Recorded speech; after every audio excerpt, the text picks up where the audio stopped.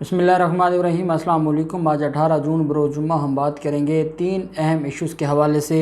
शहबाज शरीफ और हमज़ा शहबाज की पेशी से पहले बड़ी गिरफ़्तारी अमल में लाई गई है और ये FIA की बड़ी कामयाबी है और फ्रंट मैन पकड़ा गया है शहबाज शरीफ का, जो इनके लिए काम करता था, जो चीनी स्कैंडल में इन्वॉल्व था। उसकी डिटेल्स मैं आपके साथ शेयर करूंगा। साथ हम बात करेंगे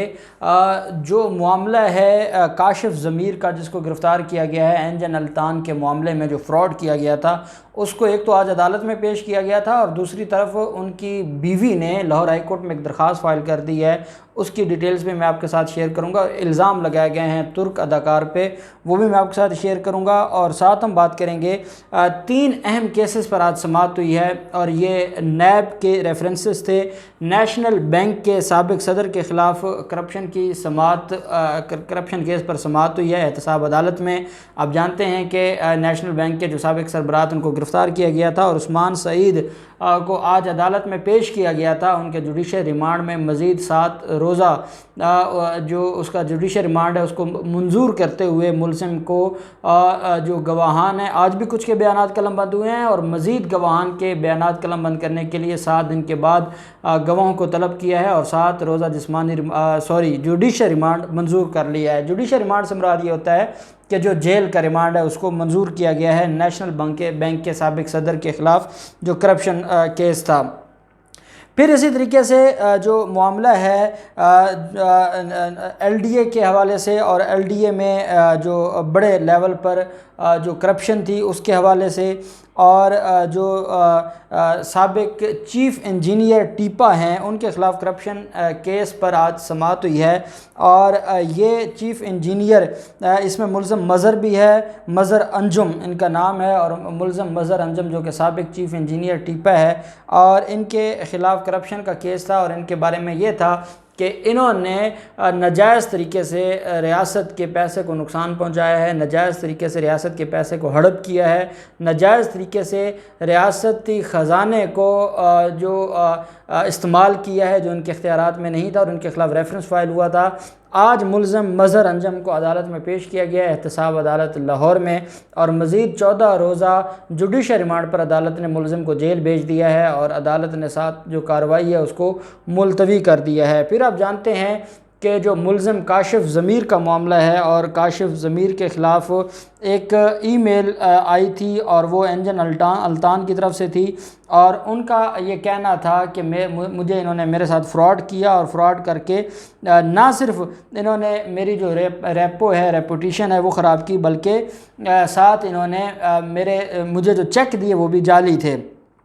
जुडिशल मजिस्ट्रेट की अदालत में अर्तुगरुल गाज़ी के जो मरकज़ी किरदार एंजन अल्तान से फ्रॉड करने वाले मुलज़िम को आज पेश किया जाता है। तफ्तीशी अफसर ने कहा कि मुलज़िम से तफ्तीश करनी है, हमें रिमांड दिया जाए। और इसमें यह भी कहा गया कि ये जो मुकदमा दर्ज करवाया गया, ये जो तुर्क सफारतखाना है उसकी तरफ से ये मुकदमा दर्ज करवाया गया था, और इस मुकदमे में जो मुलज़िम के ख़िलाफ़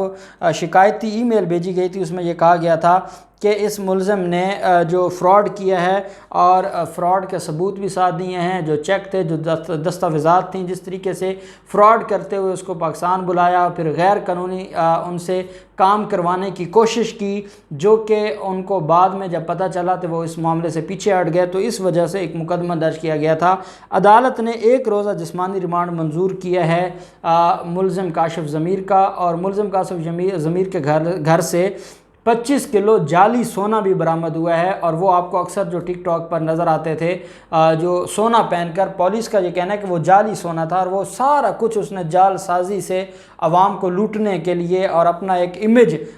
दुनिया को दिखाने के लिए वो सारा एक फ़्रॉड था। और वो पहले रिकॉर्ड याफ्ता है, उसके ख़िलाफ़ 5 मुकदमे पहले फ़्रॉड के हैं सियालकोट में और मुख्तलिफ़ इलाकों में, और ये मज़ीद उनके ख़िलाफ़ जो मुकदमा बना है इस पर तफ्तीश के लिए 1 दिन का रिमांड दिया गया है अदालत की तरफ से। दूसरी तरफ काशिफ ज़मीर की बीवी ने लाहौर हाई कोर्ट में एक दरख्वास्त फाइल की है और उसमें यह कहा है कि हमारा लेन देन का मामला था, हमारा एक एग्रीमेंट हुआ था, जब वो एग्रीमेंट पर अमल दरामद नहीं हुआ तो फिर क्यों काशिफ ज़मीर को हरासा कर रही है पुलिस। हरासमेंट की पिटीशन फाइल की और कहा कि यह झूठा मुकदमा है और यह सिर्फ़ और सिर्फ काशिफ ज़मीर को ब्लैकमेल किया जा रहा है पुलिस की तरफ से, CCPO लाहौर की तरफ से, और वो जानबूझकर काशिफ ज़मीर के ख़िलाफ़ ये मुकदमा बनाए हुए हैं, हालांकि वो बिल्कुल دودھ کا دھلا ہوا ہے اور اس نے کوئی فراڈ نہیں کیا اور اس نے کوئی ان کے پیسے نہیں دینے، نہ ہی ان کے ساتھ کوئی جال سازی کی ہے۔ اب یہ درخواست فائل کی گئی ہے اور اس درخواست کے اوپر اب کل سماعت ہوگی کاشف ضمیر کی جو وائف ہے اس کی طرف سے۔ کل سیچرڈے ہے، اب سماعت یہ منڈے کو ہوگی اور تب تک جو ہے وہ کیا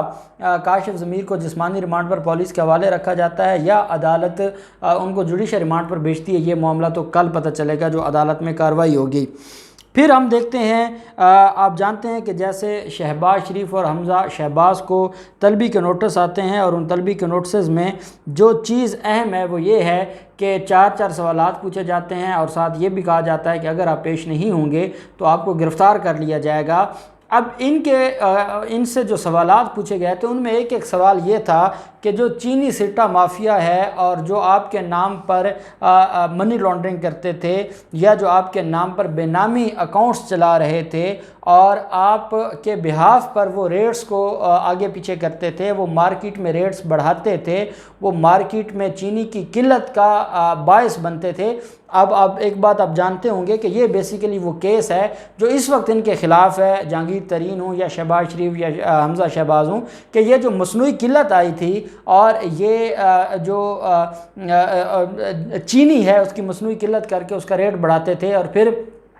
سبسڈیز لیتے تھے مختلف ہیلے بہانوں سے اور فراڈ اور جال سازیوں سے۔ پھر ان کا جو اکاؤنٹس کا دھندہ ہے وہ اتنا